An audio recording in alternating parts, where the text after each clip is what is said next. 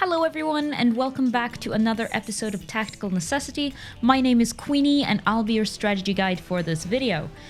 In the last episode we went over how to defend the first point of Route 66, and today we're going to continue with showing you the defensive locations on the next phase of this map. The goal is to eventually have covered all of Route 66 so that you will feel comfortable defending it at any stage of the game. Because as we all know, getting that perfect defense on the first point is extremely unlikely, so being prepared to tackle the next stages of the map is just as important as knowing how to defend the first point. So defending the first point didn't go as planned. No fret, you've still got this defense in the bag. Just as on the first point, there are a few key locations you want to claim for your team as you initially set up. And the recurring theme for Route 66 is definitely the high grounds. From the high grounds you can keep tabs on all the angles of attack while also having a lot of space to move around on. But just as before, the closer to the enemy spawn you are, the less vision and time to react you will have, which is why you will want to put a little bit of initial distance between yourself and the enemy team. Keep those 3 general rules of location in mind though, as they almost always come in handy when deciding how to position yourself. In this section of the map, your DPS positioning is a little more independent since you can roam around on all these ledges and use a lot of the environment for cover. If you're playing the DPS role, be mindful that it's largely up to yourself to stay alive up there once you stray from the immediate range and/or vision of your tanks and healers. So don't forget to keep tabs on where they are and how to quickly get to them if you find yourself in a tight spot. Because no matter how good of a healer you have, they can't heal you if they don't have a line of sight to you, and spamming that "I need healing" button won't help you when you're sitting in a cupboard on the other side of the map.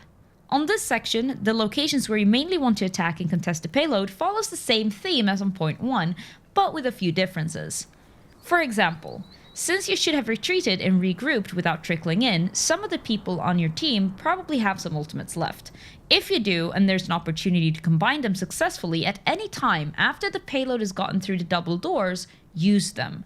The reason why you can fight and contest it so early here is because of the different line of sight. In this section, you have a more or less a completely unhindered line of sight to the payload all throughout this area, which means that your supports and long-range DPSers can still do a lot of work without having to get up too close. For our less mobile tanks though, like Reinhardt, don't go rushing in first chance you get. Stay put and protect your team until you have a good opportunity to actually make a difference. So the general rules when contesting the payload early on this point is: do you have ultis to combine efficiently?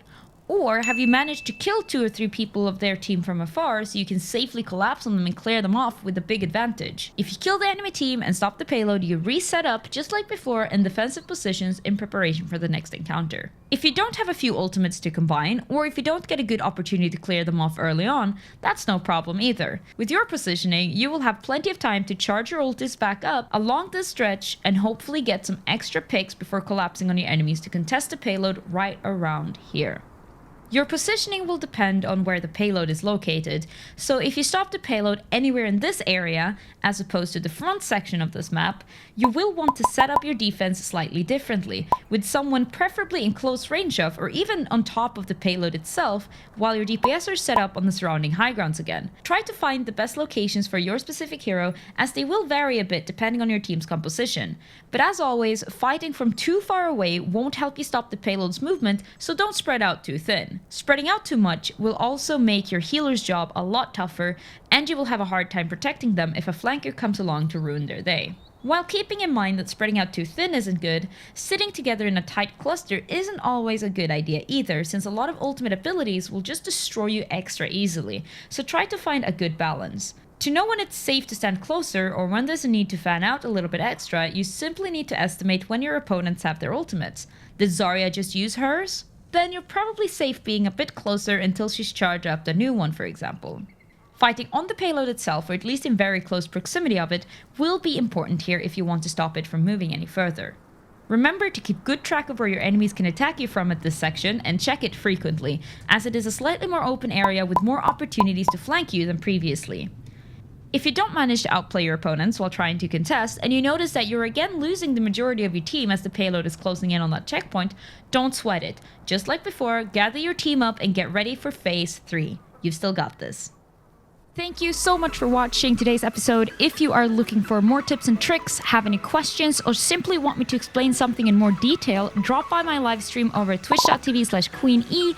I stream pretty much every single day, but we'll generally be discussing the latest episode of Tactical Necessity on Tuesdays. See you soon!